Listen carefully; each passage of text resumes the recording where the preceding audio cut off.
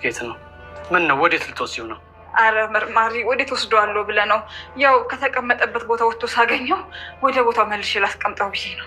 ታዲያ በስርዓት ለማስቀመጥ እኮ ልብስ ውስጥ መደበቅ አይጠበቅብሽም። ቆይ ለምን ትንሽ ደቂቃ ብቻችንን እናውራ?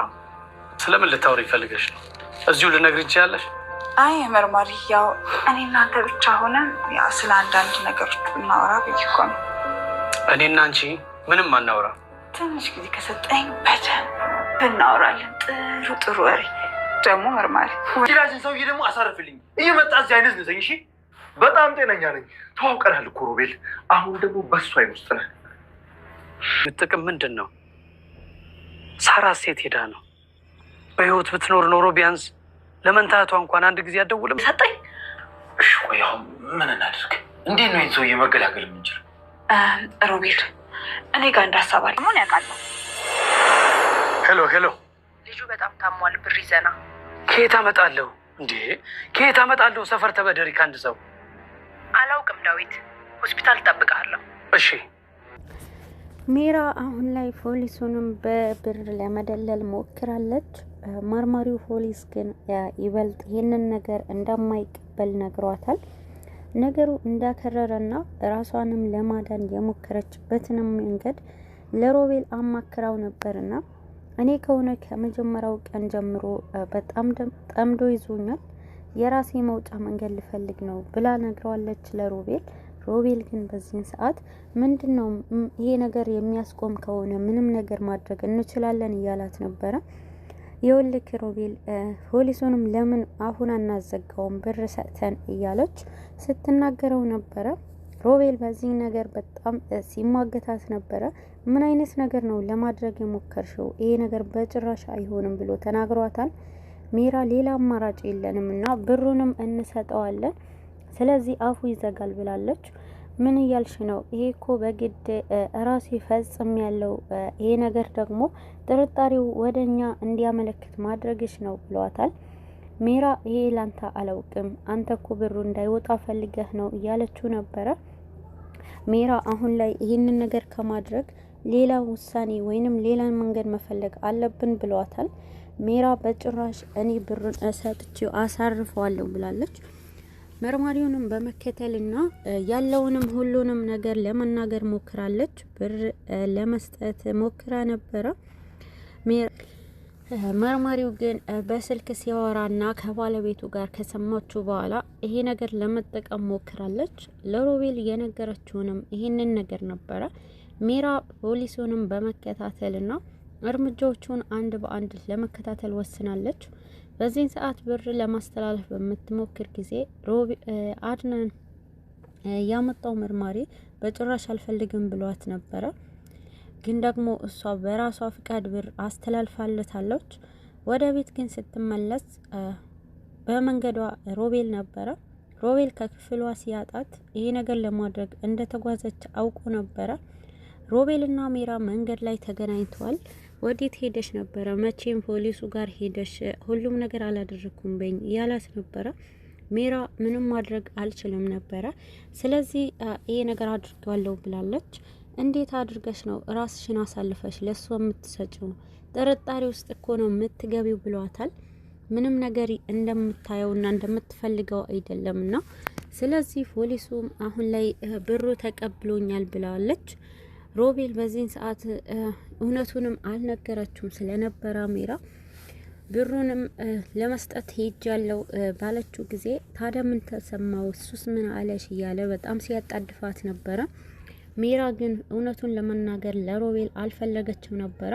በጣም ሲሟገቱ መንገድ ላይ ብዙ ሰዓታት አልፈዋል።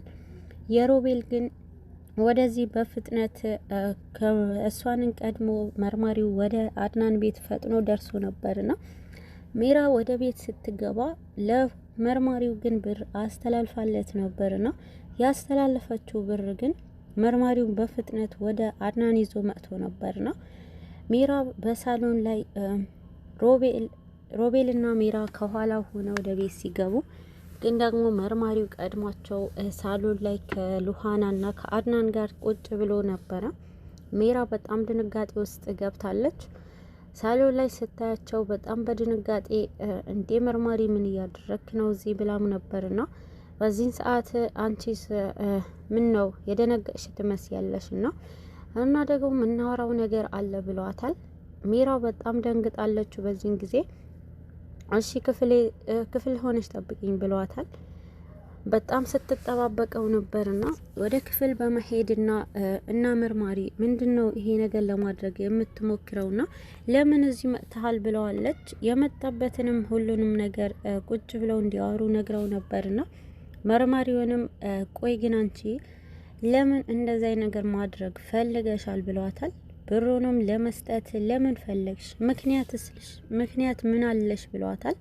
ሜራ ምንም አይነት ምክንያት የለኝም፣ ስለዚህ ይሄ ነገር አምነህ ዝም ብለህ ተቀበል ብለዋለች። መርማሪው ግን ስለ ይሄንን ጉዳይ ባለቤትሽስ ያውቃል? የገቢስ ምንጭስ ምንድነው ብለዋት ነበርና ስለዚህ ነገር ለምንድን ነው የምትፈለፍለው ብለዋለች ሜራ። እሱን እውነቱን እየጠየቅኩሽ ነውና ስለዚህ ስለ አድናን ሁሉም ነግሬዋለሁ ብቻ እንዳትለኝ ያለችው ነበርና ለማንኛውም ድጋሚ እንደዛይ ነገር በጭራሽ እንዳታደርጊና ግን ደግሞ ብሩ አድናን መልሶ ይሰጥሻል ብሏት ድጋሚ እንዳትደግሚ ብሎ አስጠንቅቋት ከክፍል ወጥቷል። ሜራ በድንጋጤ ነበረ የፈዘዘችው። በዚህን ጊዜ ፖሊሱ ከአድናን ጋር ካወራ በኋላ አድናን ወደ ሜራ አፍጥኖ ሄዷል።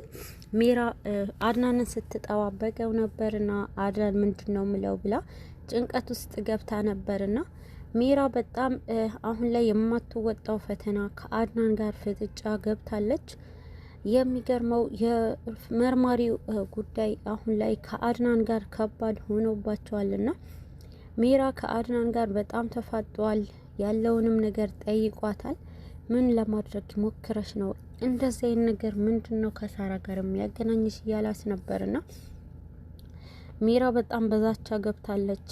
ራሷን ለማዳን ሌላ ነገር እንደምታደርግ አድናንም ላይ ስትዝትበት ነበረ።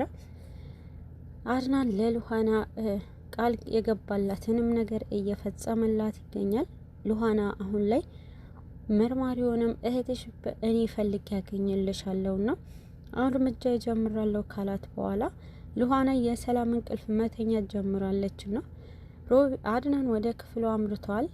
በዚህ ሰዓት ሉሃና ተኝታ ነበርና አድናንም እየጠበቃት በእንቅልፏም እየተመለከታት ነበረ። ግን ደግሞ ስትነቃ እንደዚህ አይነት ሰላም ያለው እንቅልፍ ተኝቼም አላውቅም በጭራሽ እህቴ ትገኛለች ከተባለ በኋላ ብለዋለች። ሁሉንም ነገር ይስተካከላል አታስብ እያላት ነበረ። በዚህ ሰዓት ሜራ ሉሃና ግን እህቴን ሳገኛት ማደርጋትን ነገር ያውቃለሁ፣ ለምን እስካሁን ድረስ እንዳልደወለችልኝ እኔ በጥፊ ነው መመታት የሚመስለኝ ያለች ነበርና ሉሃና እህቷን በጣም በመናፈቅና በጣም በስስት ስትጠብቃት ትገኛለች። አሁን ላይ የሮቤልና የሜራ ጉዳይ በጣም አስጨንቋቸዋል። ሜራና ሮቤል የደበቁት ነገር መርማሪው ደርሶበታል። ሳራ እነሱ እጅ ውስጥ የሆነ ነገር እንደሆነች ጠርጥረዋል። ግን ደግሞ በህይወት አለች ወይ የሚለውም ነገር አሳስቦታል። ይበልጥ አድናን አሁን ላይ ከመርማሪው ጋር ሆነው እየተዝናኑ ነበርና ግን ደግሞ መርማሪውና አድናን የሁለቱ የደበቁት ትልቅ የሆነ ምስጢር ነበርና የሮቤልና የሜራን ጉዳይ ወደ ፖሊስ ለማድረስ የሚሰሩ ሁለት ጓደኛሞች ብቻ መሆናቸውን ሁለቱም ሲያወሩ ነበረ። ሮቤልና ሜራ እውነትም መርማሪ መስሏቸው እውነቱን ለማውጣት ደርሰዋል ማለት ነው። ግን ደግሞ አድናን ትክክለኛ መርማሪ ሳይሆን ወደ እነሱ ይዞ የመጣው ሮቤልና ሜራ የደበቁትንም ሚስጥር በሱ ምንም እንኳን ማግኘት ስላልቻለ ሌላ ጓደኛውንም አቅርቦ ነበረ። የሁለቱንም ወንጀለኛነት ይፋ ለማውጣት የሞከረው ነገሩም ተሳክቶለታል። አድናን አሁን ላይ የሜራና የሮቤል ጉዳይ በይፋ ለማሳየት እየሞከረ ይገኛል። ሜራና ሮቤል ይበልጥ በብሩ ጉዳይ እየተጋጩ ይገኛል። ብሩ ወደ እኔ አካውንት ሙሉ ለሙሉ አስገቢና እንጥፋ እያላት ይገኛል ሮቤል። ሜራ ግን በጭራሽ እኔ ላንተ አምኜ በጭራሽ ብር ልሰጥክ አልችልም፣ አንተም ራስህን አድን እኔም ራሴን አድናለሁ ብላ ሁለቱም ተጋጭተዋል ማለት ነው።